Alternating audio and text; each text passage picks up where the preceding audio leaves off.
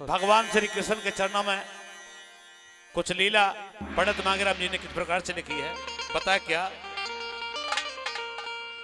अरे गोकुल गढ़ते सज के ये चाली है गुजरिया हो रहा,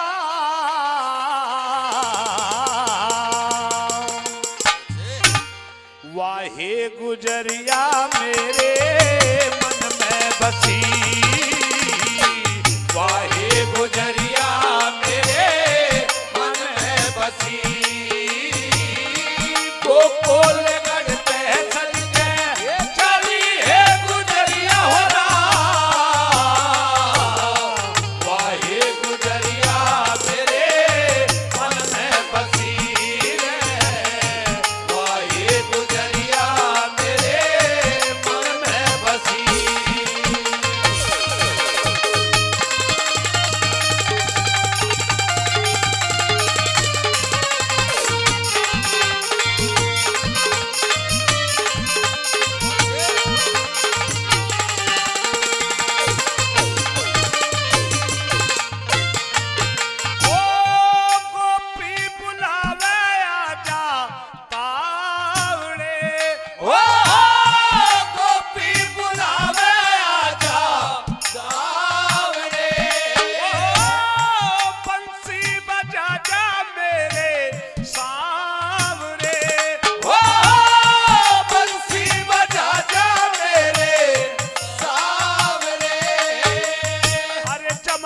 के किनारे भारी, जमुना के किनारे भारी, छोटी सी नगरिया हो रहा,